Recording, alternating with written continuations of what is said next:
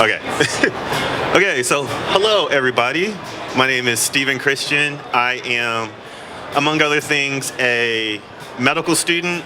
I am a neuroscientist, a recovering animator, and also a recovering football player. Go Beavs. And today I will be talking to everybody about how I turn my medical textbooks into quirky comic books that also come to life with neuroscience. But hopefully you guys learned something and we will make some stuff, and I will share some of my my art therapy with you all as we all become better people at the end. So if you guys didn't know, I have a booth out there at D2, and so at the end of all this, if you want to see some cool stuff that's full of science and neuroscience and medicine and animation and cooties and all that, drop by D2, and I will be here all weekend. And so, like I said, I'm Steve. I have a laundry list of titles at this point that never gets any shorter.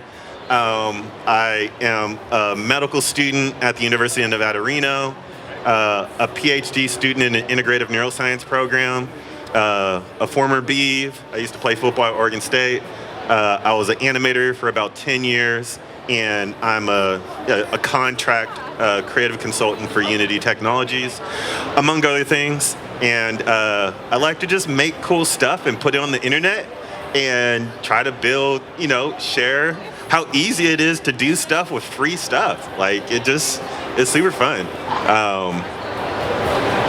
And just a little bit of my journey, it's been a whirlwind of a ride. I'm originally from California, but after that, played football, got athletic scholarships, got injured. I was in a wheelchair for a couple of months because I had hip reconstructive surgery, but I was still young, so I decided to still play football after that. And yeah, life lessons. I have arthritis. It's not fun. Stretch, drink water. And then I decided to become an animator after that, and ultimately decided to go into medicine. And in one way or another, that crazy journey has led me to make animation and comics and stuff while I'm in medicine. And I'll dive deeper into that a little bit more, but the best source material for all your comics and cartoons is actually in healthcare. Who would have thought it? But throughout this journey, I called the millennial plight, where I acquired all these different talents and tools and all these skills. And the big thing, I have no problem learning something new. The hardest thing I've found to learn is how to make money. And so I figured if all else fails, I'll just go to medical school. And I don't know any doctors that are struggling for a job right now. And so I figured that is what I could do. And they let me into medical school. So hey, that's what I'm trying to do right now. And so my current actual research,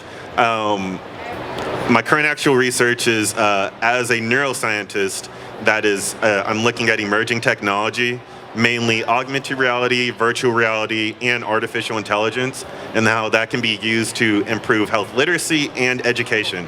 And so all the stuff that we kind of use in our daily lives, how can that be used to help us make better informed medical choices? And also make them pretty cool. And so one of the things that I enjoy doing, or that I'm doing that's pretty fun, is I'm using virtual reality headsets to actually assess concussions for football players. And so instead of having to shine lights on people's eyes, if they have a concussion, you can just put on a headset and then have them go through a couple of tasks. And if they make it through it, then you get output. And so just making it a lot easier for that. But one of the other things that I do is I try to make, I essentially make comics and cartoons that you don't need to know how to read to enjoy, and pretty much treat them like animated shows inside of a book. And so the best part about that, because it's all neuroscience, it's looking at human perception and human sensory input.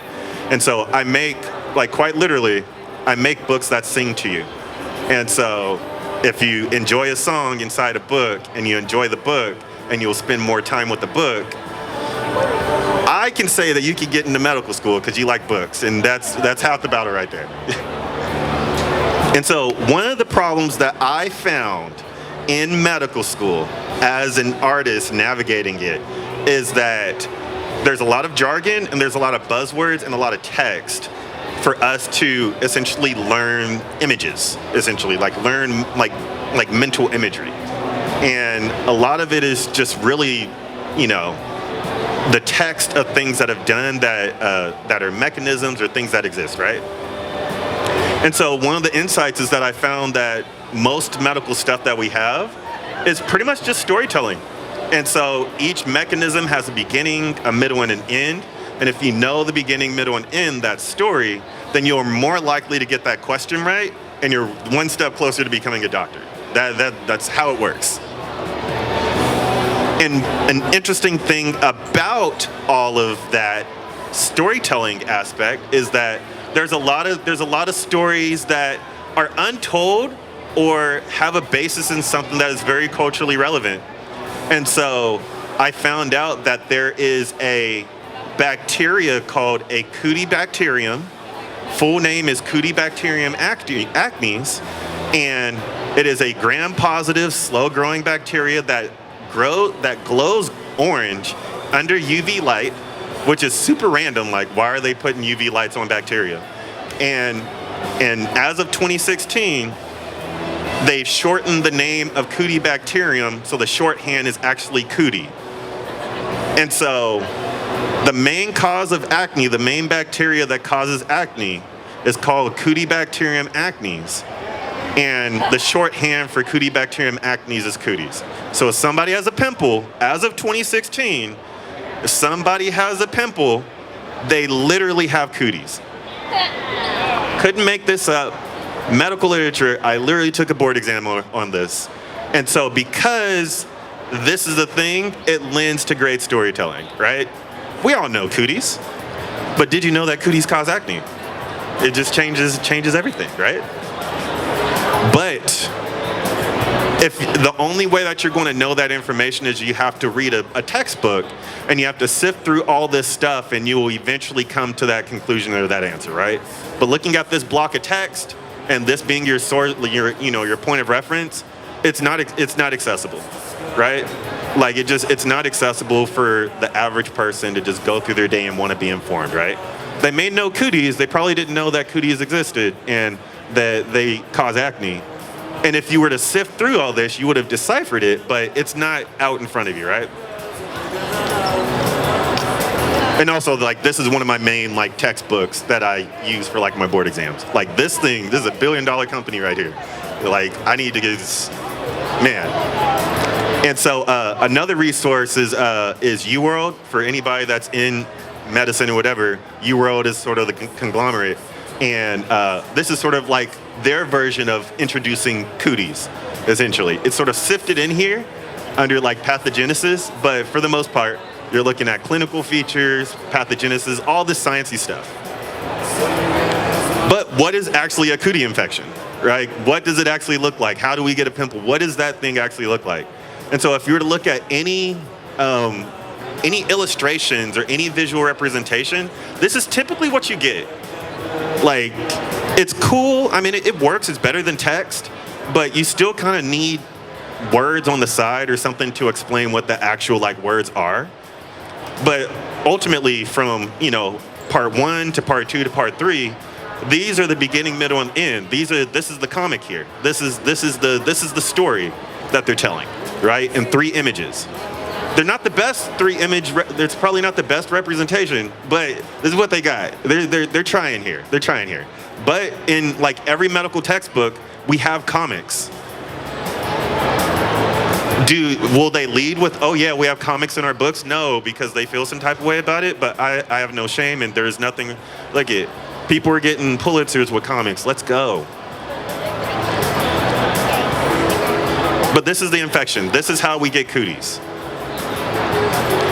Sometimes they say, oh, we don't make comics, we make cartoons. Very high render cartoons. But if you look at this, they clearly need speech bubbles and stuff. So like, it's still a comic. Like, it's still a comic. But even this is hard to decipher. right? Like, you can't just look at this and know exactly what's going on. And so, even though they use some elements of it, the lack of acknowledgement of storytelling is a thing that really stood out to me. Because I can't look at this and then just like be asked a question and go from there, right? And so what I decided to do is take it upon myself and use my art therapy to take regular old bacteria. Again, it's a gram-positive, rod-shaped, slow-growing bacteria, and turn it into something that resonates. And so if you think about cooties, you're not going to think about the thing on the left, which is actually what it looks like. This is what cooties actually look like under the microscope. And creating something on the right, or left, creating something on this, okay, going from this over here and creating something on this side, on the left. And so going from a microscope slide and creating a visual representation that is relevant and appealing, but also gets the job done, right? And so, in fun fact, if you shine a black light on this cootie, it will glow orange. Because that is peer-reviewed research right there. That is science. And so, throughout this whole process, I had to, I'm an artist, so I needed to figure out a workflow. The workflow is where the magic happens, right? And so once you get that workflow down, you can rinse and repeat, right? And so you saw the blocks of text, you saw their attempts at making comics that they're not going to say are comics, but they're still comics. But you're missing the storytelling aspect of it, right? You're missing the storytelling aspect of it. And so what I figured is I could take my practice questions, all those blocks of text, parse them out into, take them from the books, put them on a spreadsheet or a document, storyboard those things, and then actually make the cartoons based off of those storyboards. And so essentially, the source material ends up being the source material for my script that I then turn into a comic and stuff. And since I already have my character, which is my cootie, now I can create character-driven comics about people catching cooties. And so I'm creating a framework here.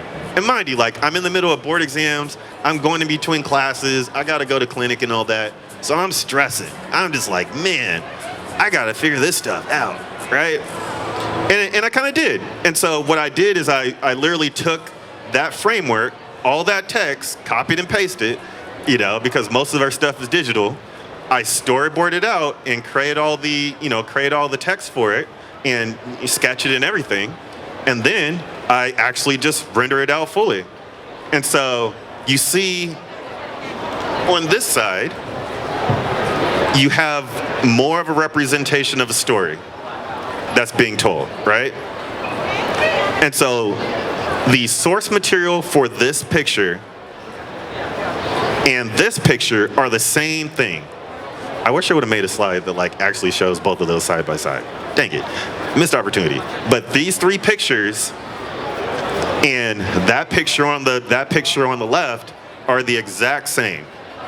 But it feels different and it looks different because one is telling a story and the other is just I don't know why they did that. I don't know. And so you go from this side to this side. It's literally the same information, but it's presented differently. And that was the insight. That is the medical innovation right there. I say it's an innovation now because I'm this is literally what I'm doing my PhD in. So it's crazy. And so to take it a step further, do we have sound? Do we have sound on this? No, we don't? Okay, not a problem. So essentially what I've taken is this whole concept and actually creating a full-fledged cartoon out of it. And so I wonder if this is actually going to play the things. It's not. Okay. Okay. So for the most part, now we actually have a comic, and from that comic, we actually have a cartoon. And so instead of just having static images, now we have Cütie Catcherz as a real cartoon that's living and breathing, where there's a cootie outbreak on an island, and that cootie outbreak has all these cooties running around, and it's up to characters to figure out a way to deal with that cootie outbreak. And so it's full of action. It's everything that you would expect from something that you would buy or watch. But at the end of the day, it's still teaching you about microbiology and science and everything that you need to know for a board exam. And so this is definitely my pride and joy. I love it. And I will show you a little bit more of my process as we start drawing. So let me get that set up, and we will move on to part 2 of the presentation.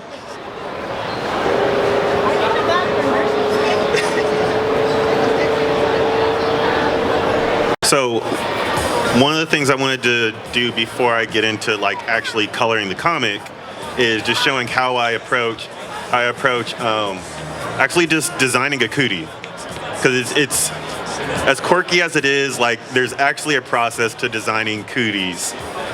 Oh, it's not even. Okay.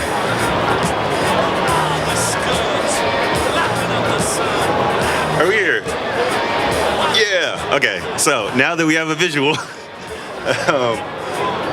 and actually let me make this a little wider. We have more real estate for cooties, which is awesome.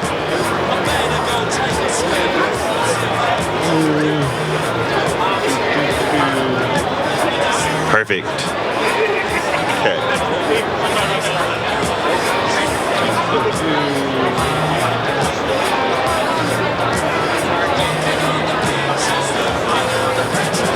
So I'm going to grab a brush, and I will, yeah, that looks good. That looks good.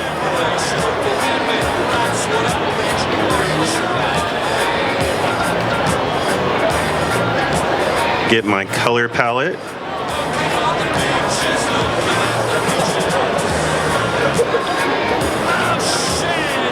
And so my approach for like character design typically is I start off with like a red pencil, so any sort of like red ink. I don't know why, when I used to create comics and like design things on like regular paper, I always had like a whole bunch of just like red color pencils. One of the reasons why is that it's really easy to scan in, and then you could like remove the red from any like ink, like actual black ink that you had. And so because of it, when I transitioned to like more digital stuff, like there's no real reason I need to use red anymore, but just like the simple fact that I'm so used to it. Like red is so trusty. Like once you get used to it, like I have the same brand, everything. So it's one of those things you just never let go of. I would imagine like when I'm like practicing as a physician, they'd be like, why do you have all these red pencils everywhere? It's like, it's just, it resonates with me on a personal level.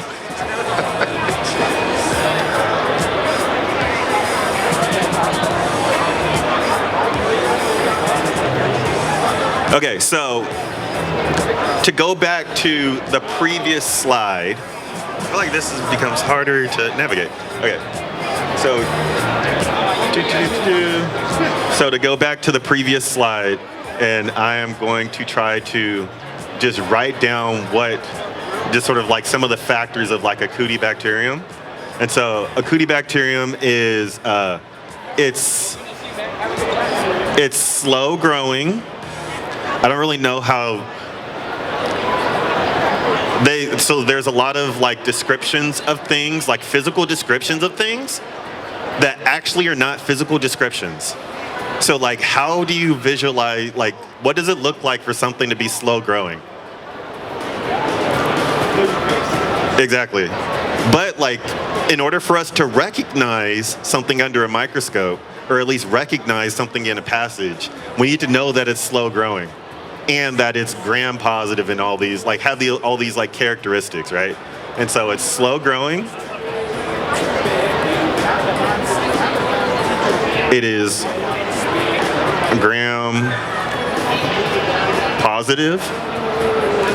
And the reason why gram positive matters is because under a microscope, you can't really, like some bacteria you can't actually see without there being like a dye applied to it.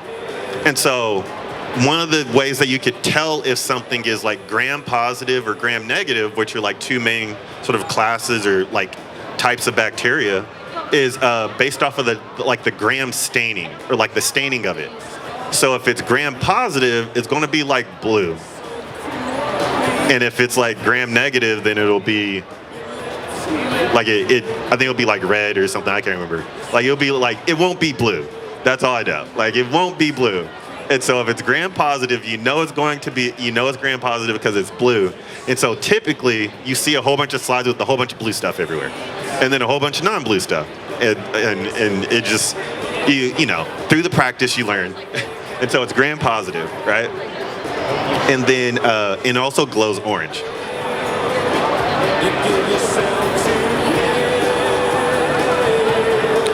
And it's also a rod-shaped bacteria. Or like it's a rod shape, but like not completely rod. Like it's, you know, they struggle sometimes with visual imagery.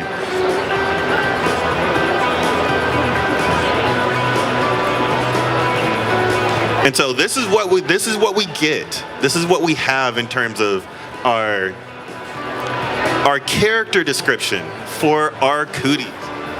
That's it. That's all they give us. We gotta be a doctor with this. This is what they give us right here, right? And so through the magical art of creativity, we can take this and turn this into something magical that will still cause acne. It will still give us pimples, but it will be something we can recognize very nicely, right? And so just basic character design principles, right? It's called Cütie Bacterium. Acnes. And so, in service of my project Cütie Catcherz, Cütie Bacterium, I decided to sort of redefine how we, you know, the visual representation of the name, right? And so, cooties, or what we know as cooties, C-O-O-T-I-E-S, right there.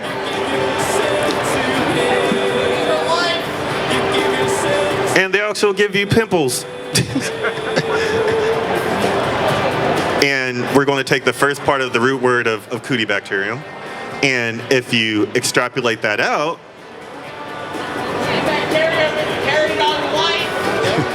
and so with our Cütie Bacterium, the C-U-T-I, if you put two, essentially what they call an umlaut over it, it actually creates like an oo sound. And so the U essentially turns into an oo with the umlaut. And then if you add a little E, it kind of looks like cutie, but it's pronounced cootie. And so, science, yeah. And so this became the source material, or, you know, at least the inspiration for the Cütie Catcherz. And so because it looks cute and it's pronounced cootie, we can really lean into that. And so we already have our character descriptions of like what it actually looks like, but then we can add a little, you know, form of creativity to it, and we could say that it's also cute. Just to, you know, it's a namesake, right? And so with most cute things, they tend to have rounder edges, you know, they tend to have like a rounder form factor, right? And so we could just go around, and we already know it's a rod shaped. And so we could take this general round shape that we have, and we could just start to extend it out a little bit. And so when they say like like rod shaped, it just means that it's not a complete circle. That's it. Like it's not, under the microscope, it could be elongated a little bit, not too much. Like it could look like a pill, it could look like anything, but like it just says that it's not completely round. There's some extended volume to it. That's about it.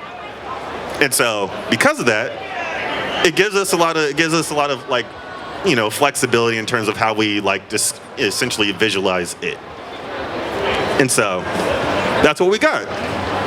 So I'll just create another layer, and what I like to do is I still keep that same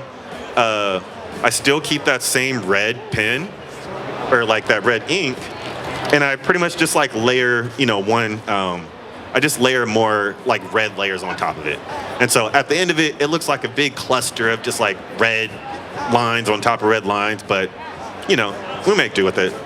And so with every cute character that is round, it has to have a face. And the face needs to be cute. And so with it being a cute round character that is called a cootie, we could give it some eyes and we could give it a mouth. And so I can just go ahead and give myself a little, a guide for it. And then because it's cute, let's say that our eyes are going to be nice and big, like that.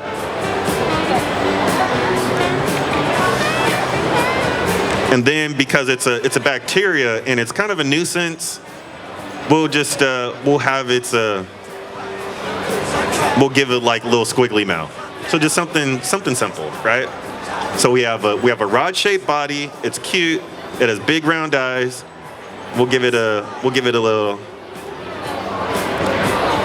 little glare in its eyes too. And it has a quirky mouth, but it's still a bacteria, right? So with any bacteria, certain bacteria have like protrusions off of its body and stuff.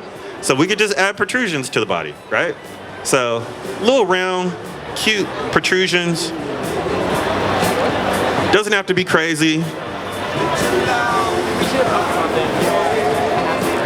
Just gets the job done, right?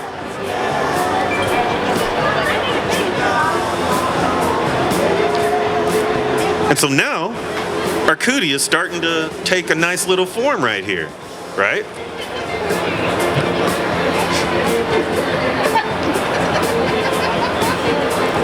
And so I could go through and just start to give it a little bit more definition.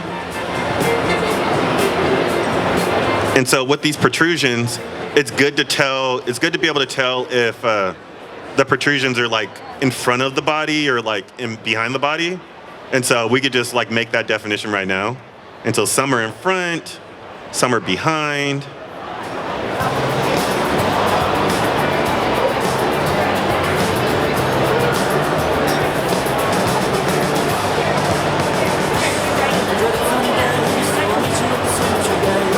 And then I could modify the shape of the eyes and make them a little bit rounder. Like that.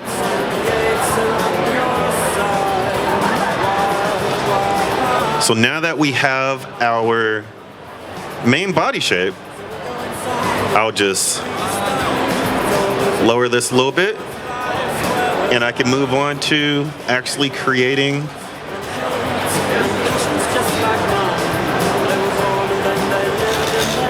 the actual line work for it. And so this one, now we can move from the red and we can move on to the black. And that means that we mean business. And so with the black, I just have oops. Let me just adjust this a little bit more. I wonder if I could just,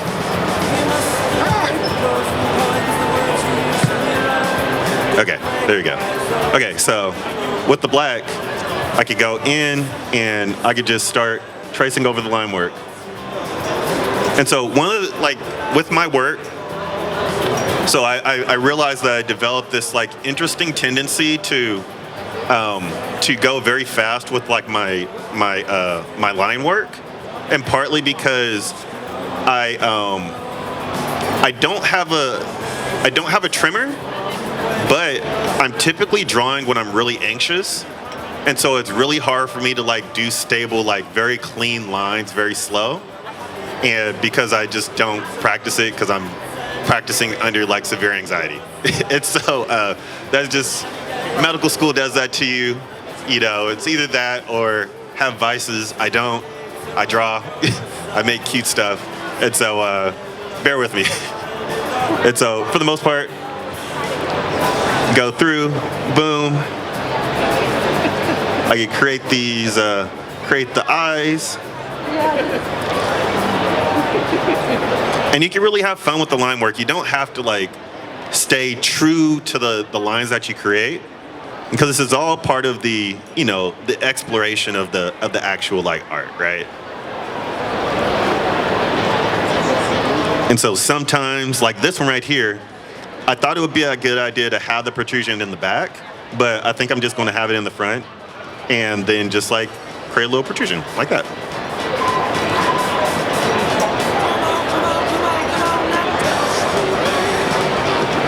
And so just going through and trying to create some volume. And then for the protrusions that are in the front, you could create some lines to show that there's a, you know, it doesn't just like randomly pop out. There's some actual like ripple effects in the actual, the form of the actual character.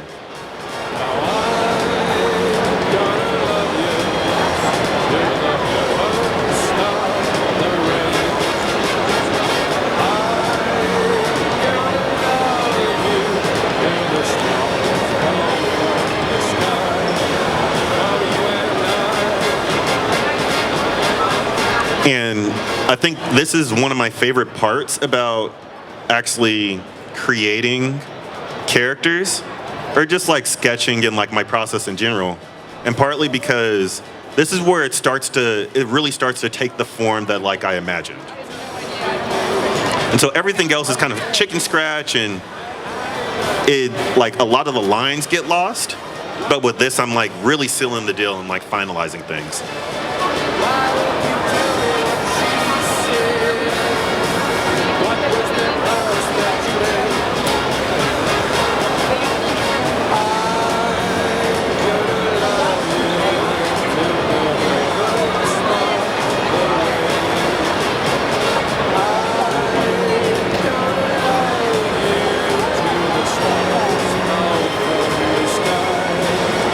And so now we have what looks like a little cootie right now. But I'm not done yet, right? So I'll create a layer under that, and I'll start to add some color and everything to it.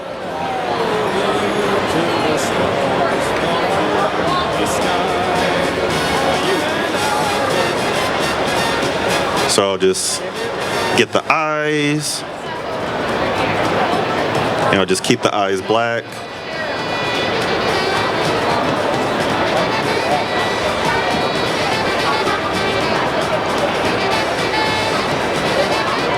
I'll create another layer under that, and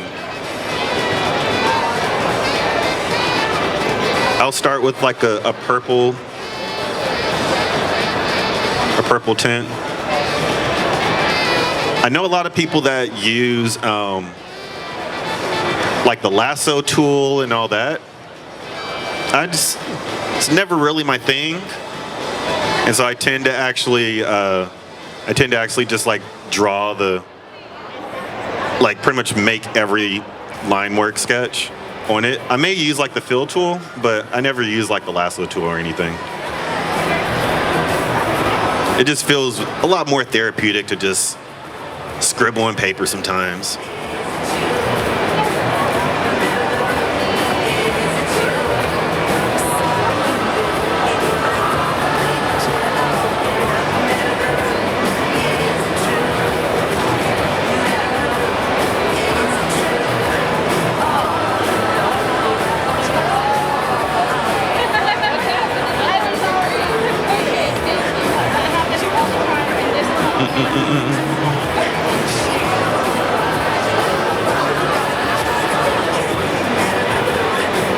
Okay, so far we were shooting for a gram-positive, which means it's blue, rod-shaped, cute bacteria called Cütie, right? And so far we're getting there. We're getting there. For any medical textbook, this would suffice and be an innovation. They'd be like, oh my gosh, it's so cute. I want to learn more about it, right? Nobody wants to learn more about bacteria. And so if you have a bacteria that people want to learn more about, they're like, oh wow, keep doing that. So I was like, yes, I'm glad I will definitely keep doing that. And so just adding a little bit of production value, it goes a long way. I'll tell you that. You still have to pass your test though. That's one thing that this not, they don't play about that. You got to pass your test. So as long as you pass your test, they let you make all the comics and cartoons that you want, and they will at some point be like, oh, we need more, we want more. But if you stop passing your test, they won't tell you that. They'll ask you, they'll be like, oh, are you focused? Are you distracted? I've endured many of it. It's a rite of passage. But this is science. So with it, I think one of the things that I really, really enjoy is really trying to sort of push the form and the characters and everything, right? And so it allows me to really lean into some of the things that I really enjoy about just art in general, which is, especially working in Photoshop. You could use blending modes, you could use different colors and different color palettes. And so I'll just get a nice little color palette here. I tend to have I tend to have a propensity to add bright colors to things. And so I'll start with the highlights of the character, and those highlights I'll do in a pink or a magenta or whatever. And so let me just change the brush right here.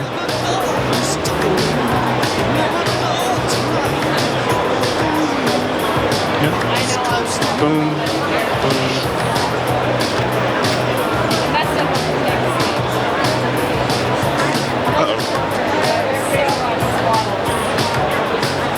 Did we get it? Okay, perfect. We're back. And so for each one of these protrusions, I'll just go through and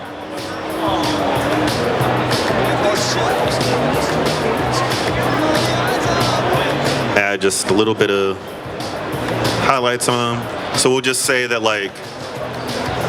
the lighting source is coming from here.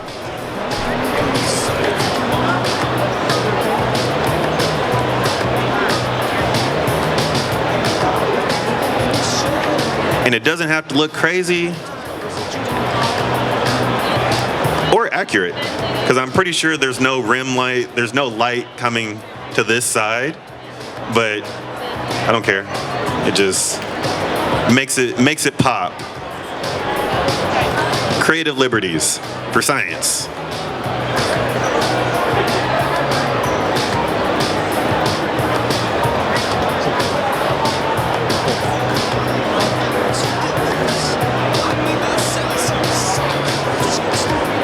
So we got that. And then I'll make another, actually I'll keep the same layer. And this one, I tend to have a teal or a cerulean or something for for essentially the backlight or the lighting under the character. Can't remember what that lighting is called, but we'll just say backlight. Rim light, yeah. I wanted to say that, but I wasn't sure, and I talked myself out of it because I said too many lights already.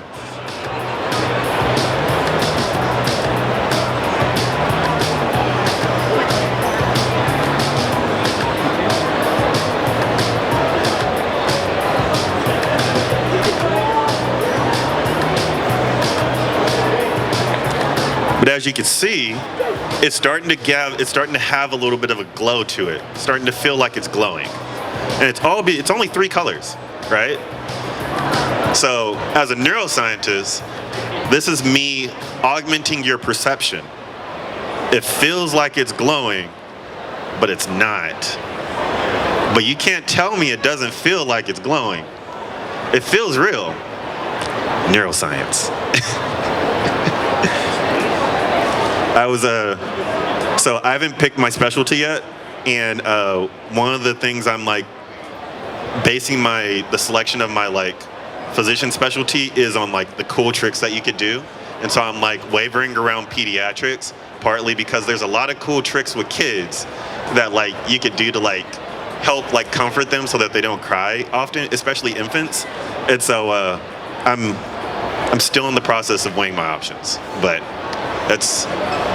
you will know if I became a pediatrician, because I will know some cool tricks. It's looking forward to it.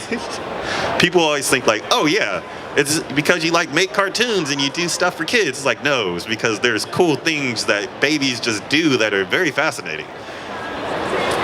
And then if you're able to like stop babies from crying in like random situations, everybody like exalts you and stuff. It's really cool.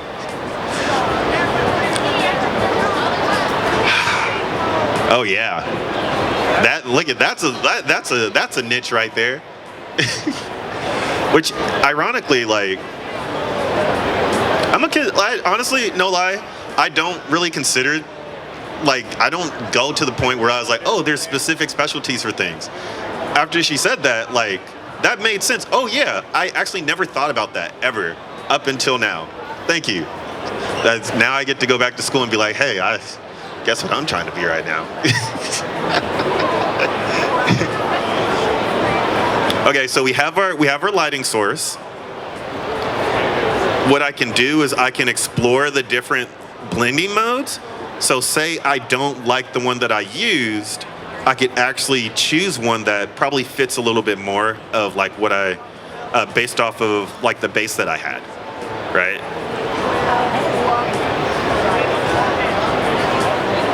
And so I like this overlay. It's subtle, but it works, right? And so now I want to actually make do on the fact that this thing glows orange, right? So we already have it sort of having that glow effect already. So now I could just choose a hue of orange that we sort of settle with, this orange here, and I could go through and I could essentially add this orange to it.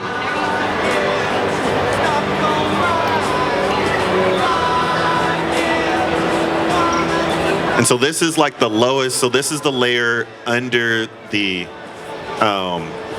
purple layer that we have. So it's me just like doing an outline, something simple.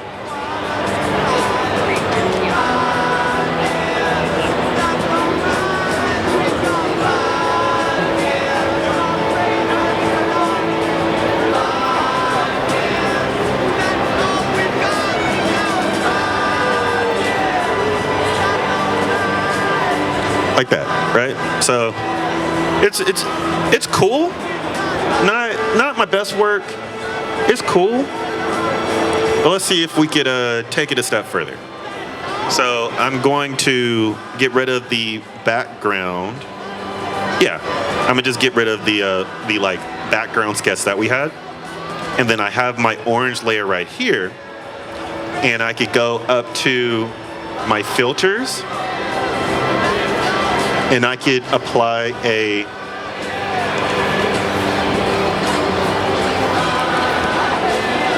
Gaussian blur. So this is no blur, and then as you go to the right and increase it, it increases the blur.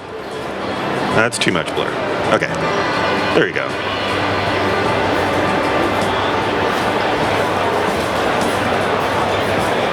I want it to be subtle.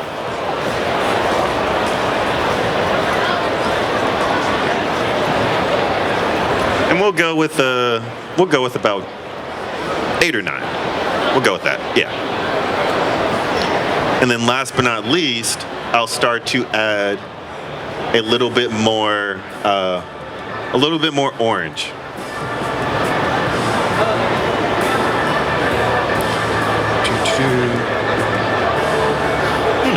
Oh.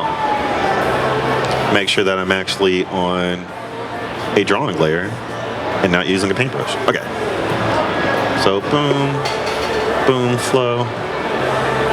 So I could go through and just go over the line work a little bit more.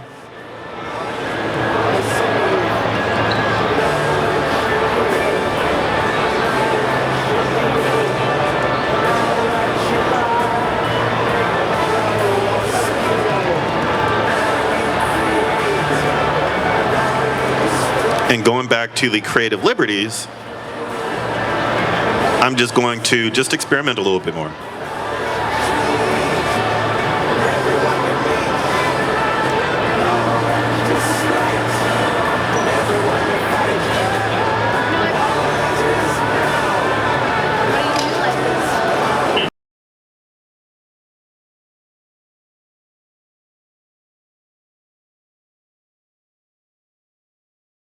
It's just, you know, I thought it would be a good idea at the time, and if it works out, I keep doing it. If it doesn't work out, no one hears about it, so.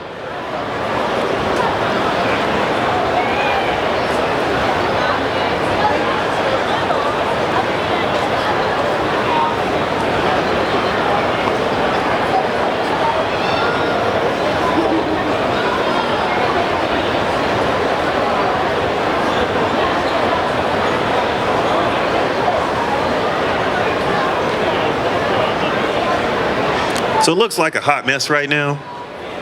It's all part of the process. Just gotta trust it.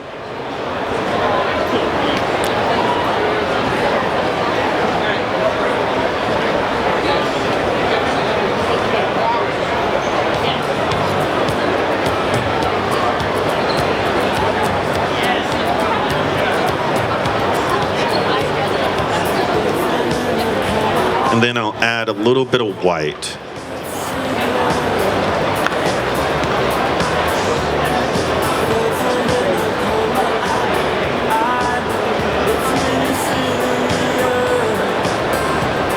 And so what I'm doing is, each one of these protrusions, I want it to feel as if they're sort of bulging out, but then also having like a shine and a glow to it. And so by adding like a base color of like orange or purple or whatever, and then towards the edge of it, where the colors meet the lines, you could just add a couple of white streaks, and that gives it, that sort of makes it feel like it's sort of shining off the light. It's super subtle, but that small little amount of light from like the black hitting the white, that makes things really, really pop. And the reason why I'm able to make this make the black feel like it's sort of contrasting very, very nicely is because I have the black on a different layer, and I'm really just applying the white on the actual color layer. And so if I were to remove the black lines, you would see that it's the white lines are actually a lot thicker, but because the black is contrasting with it, it really works in my favor.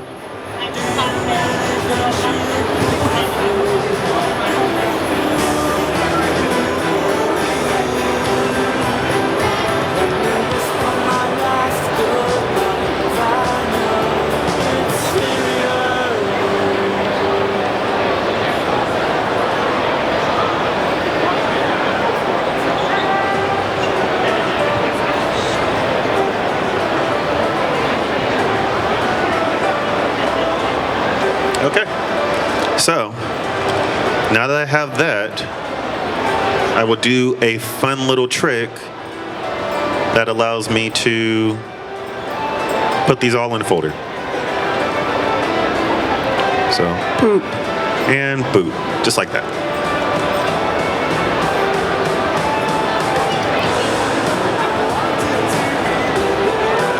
And so, we can go through and, ooh, that looks pretty cool. This looks like it glows a little bit. That's pretty gnarly.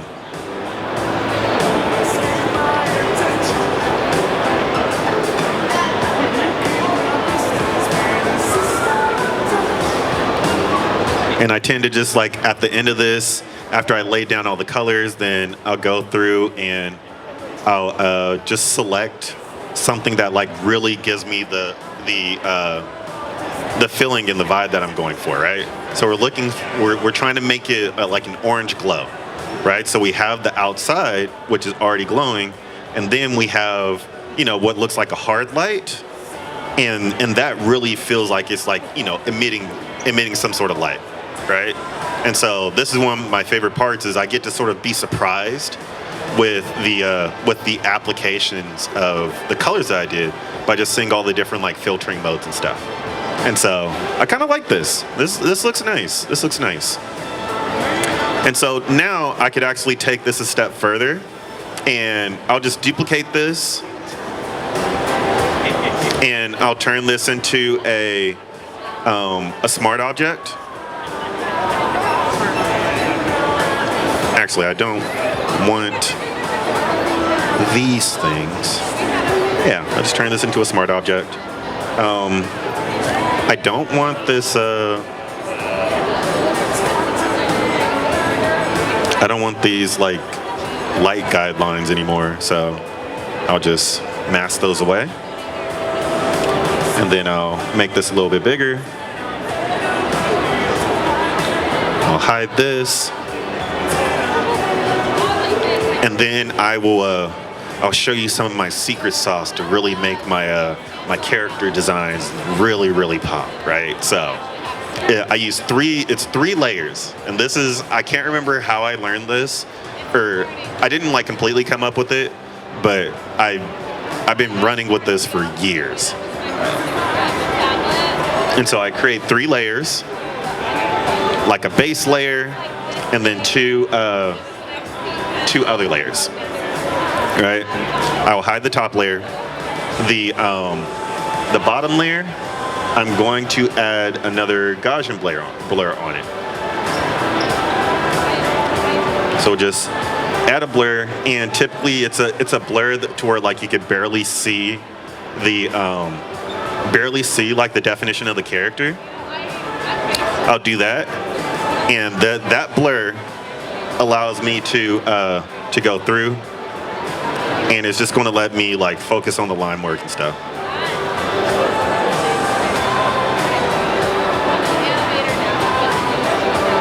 So this one, it tends to be very subtle in terms of the look, and so this one, it looks really kind of like posterized, a lot flatter. Dang it, I just lost it. Okay. We'll go with the overlay. So this is what it normally looks like. This is what it looks like with the overlay. I will add another one to it. So I'll unhide the top layer, and I will go to what is called high pass. And high pass is like what they use for like HDR photos and stuff. So it makes it look really gritty and sort of makes it look cool. And I'm going to apply a decent amount to where like you could see a good amount of texture in it.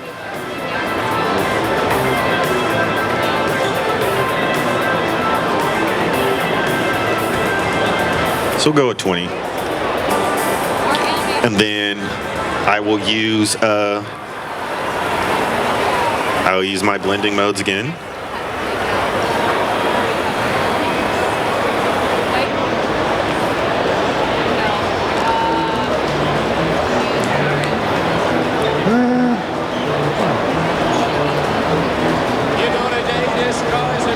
And I think,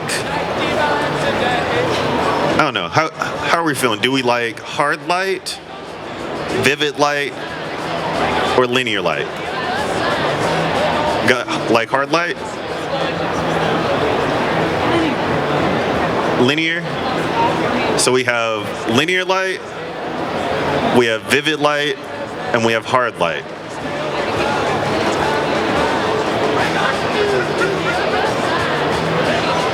We're going for something that's glowing. I feel like soft light is not working. Hard light is cool.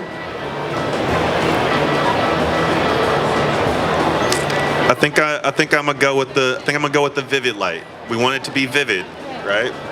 So we'll go with the vivid light.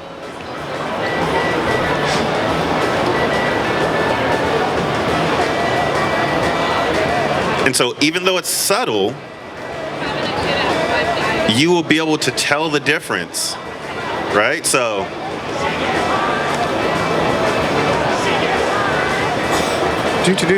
let me move this out. Okay, there we go. Nope, that didn't do the thing. There we go. Okay, so even though it's subtle, we started off with this. This looked like it was glowing.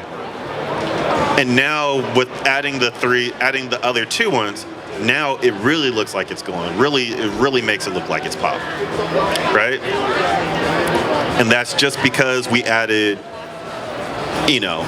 we made it look a little bit brighter by adding a little bit more of a gauge or of a blur, which sort of fades things out. And so when our eyes look at something that has a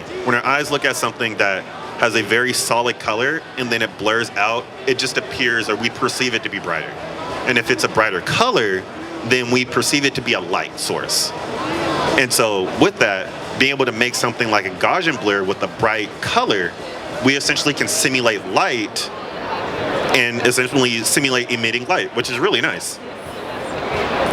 And so regardless of whatever it is within art, it's always based in science, neuroscience. And so from there, so we started off with the idea of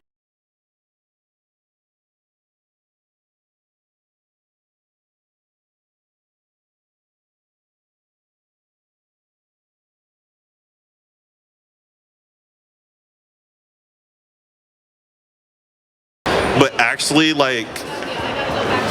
it's actually like on everybody's skin, so like it actually doesn't come from lice. It actually we're not born with it, but like we acquire it just throughout our lives, right? It's just a normal skin bacteria or a normal skin bacteria that like exists, very much like staph, and so so everybody has cooties, and because everybody has cooties, so everybody has cooties, but unfortunately,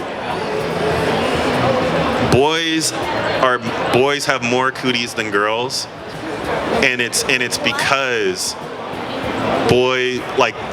cooties are attracted to hair follicles and like large dense skin with hair in it, or like hair with like dense like hair follicles. And so because there's more hair follicles and cooties are attracted to hair follicles, and boys tend to have more hair follicles, boys tend to have more cooties. Peer-reviewed research, science right there, right? Medical research. And so fun fact, I can't make it up. That's just what it is, right? And so to take it a step further, what I'd like to do is I like to create. We got 15 minutes left. I wonder if I could bring some stuff to life in 15 minutes. That should be fun. We'll see. I think I did something like 20 minutes, and I think I could put something together in like 15. So let's do that. Let's do that. Okay, so it did get thrown off because I did have to like restart my computer. So we will take some time to reload the program. But once I do, it's on. So, connect. Boom. So while we're waiting for that, I have a couple of objects here on this screen that I can use to bring things to life. So what I'll do is I'll just bring these things to life in color. And so I'll start off and I'll just create little blocks, and I'll just copy these and make them their own layer. So copy this. I think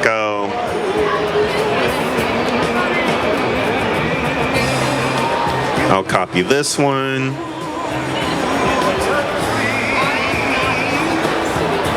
I will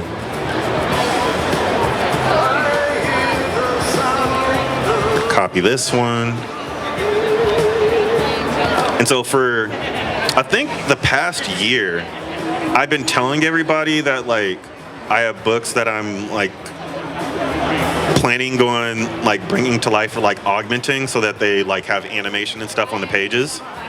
And I'm like, oh, it's not going to take me that long. But then like a year goes by and like nothing is done, or other stuff is done and not the stuff I said will be done. And then I always think about these situations where I was like, oh yeah, I could do something. I could do a whole page in like 15 minutes. So we'll see if I can actually do it. I think I can, but you know. No, I don't. Look it. We will for science. Yeah. And so the approach that I'm taking right now is I want to be able to just like animate, or not animate, but like just create the images with color so that you know that they are, so that you know that like they're augmenting, right? And so just to sort of like to create them with color, and then after I create them with color, then I'll just export them out and then I'll place them, and then we have augmentations. And so I'll just start off with this first one. And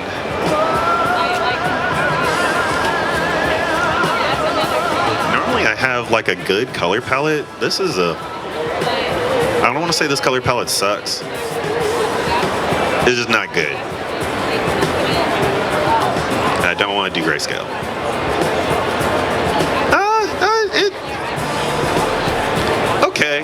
Okay, I can work with this. I can work with this. I don't know what the difference between like pure and light, pure and dark. I feel like that there's some subtext to that. I don't want to dive into it. Okay, here we go. So I'll just do a multiply. Yeah.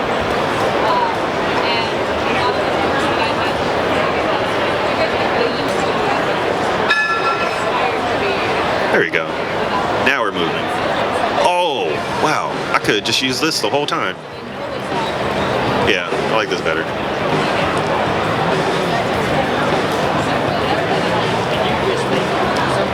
So, just very simple so that you know that they're working together. Actually, or what if I just draw on the actual line? Whoa! So the epiphany on stage, I keep forgetting that you could actually apply a blending mode to the actual brushes, which means I don't have to make a new layer. Ultimate cheat code right there. That's why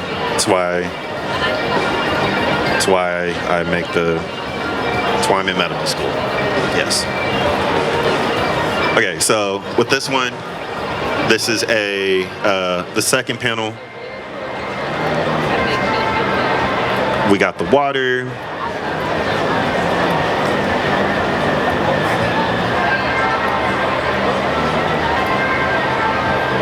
We got the sun.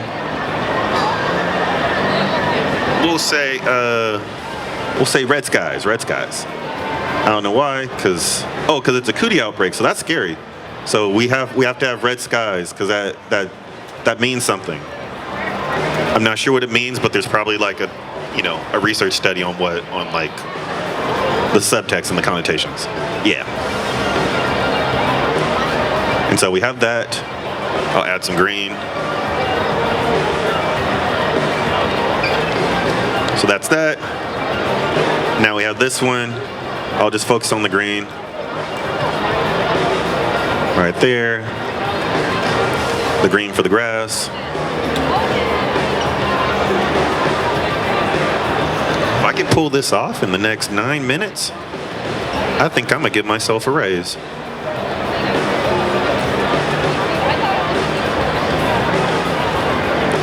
Okay, so then we have our big buff puff cloud right here.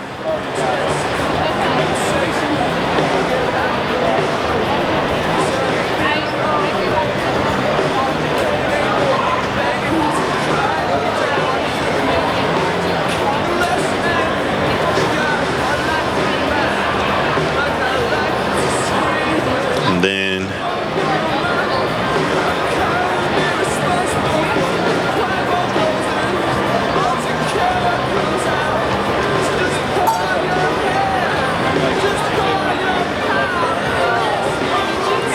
okay.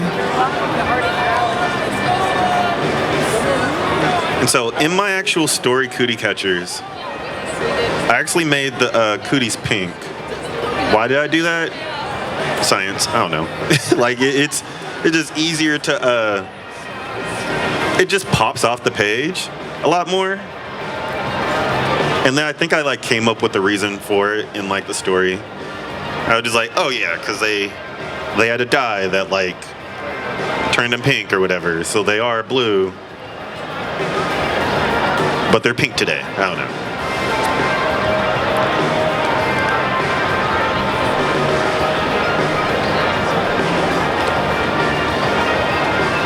And so during the Cütie outbreak,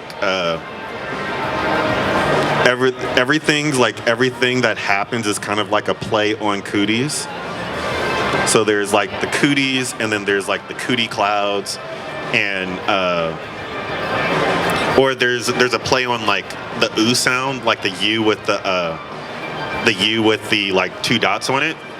And so there's a thing called cootie juice, and instead of it being like J-U-I-C-E, it's J-U with the two like dots on it, C-E. I was just like, man, I can't miss today. Like I'm working.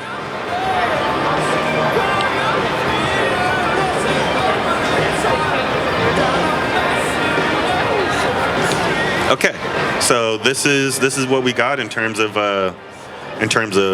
images. So what I could do is I could just export each one of these images as a like layer or PNG, which is pretty cool. So, whoops, don't want to do that. I want to see what I'm actually exporting.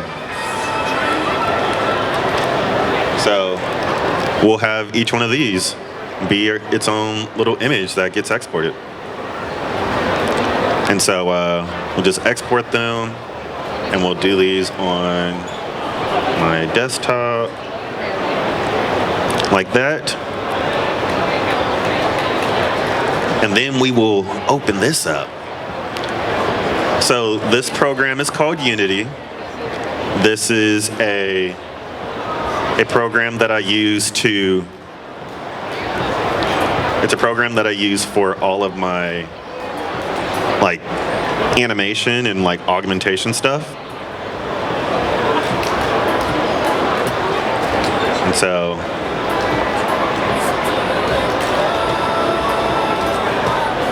oh no.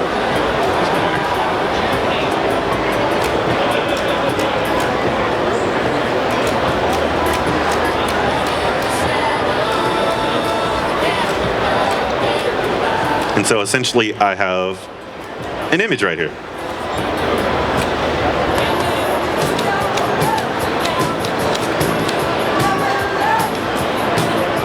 So I could create it empty, boom.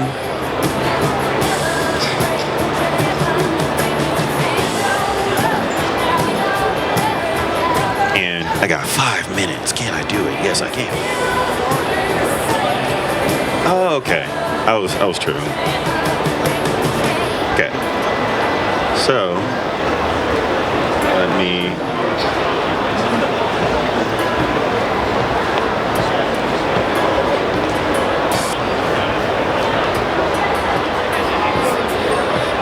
bring these in here.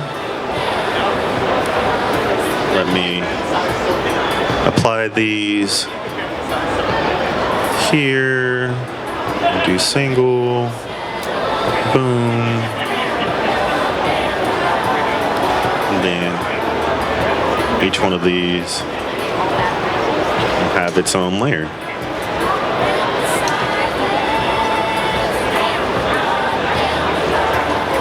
6, 7, 8, 9. Okay. So I'll put all these here. I will zero these out.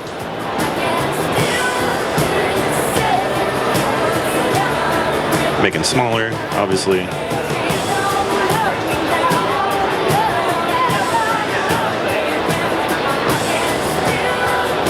Zero, zero, zero. 3 minutes, can we do it? Yes, we can.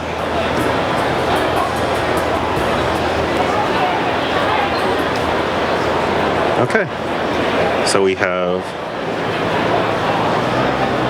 the first one.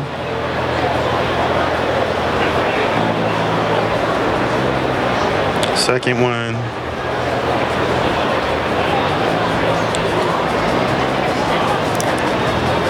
Third one.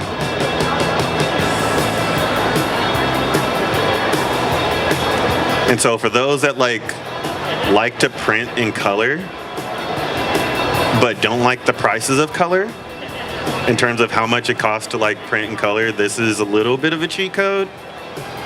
If you don't want to spend the color prices for printing, but you want to have colored stuff, you can do it digitally, and then you could augment it. And you could save yourself some money. But then also have a cool little tech project. Because science.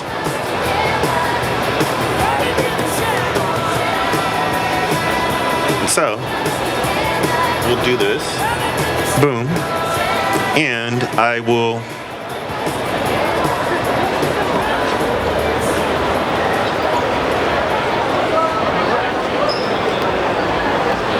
and we will see if this works. I have not tested it yet. So if it does work, then we are golden.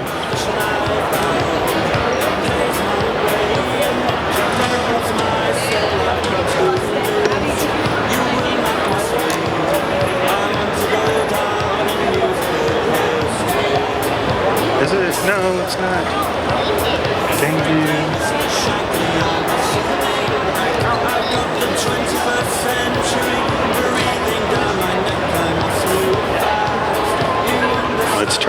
Let's try it. Is it? It's not showing. Portrait. Okay. Give it another shot.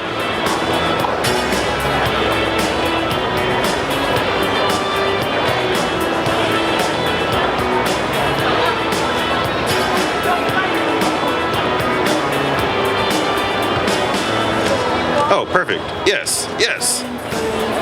Okay, so the grand finale. Grand finale. I will go to the page of the book. As you can see here, it is the same picture. So hopefully, when I shine my phone on it, yeah, and it turns into color. So if I had sound, it would be able to have sound playing it. But being able to take something that literally is black and white, and then you're able to shine your phone on it, and it turns everything into color as if it's literally just part of the page. And so something like that is possible with science. And so, wow, and I actually did that in the time. I'm so pleased with myself. Yes. So let me just play this last slide.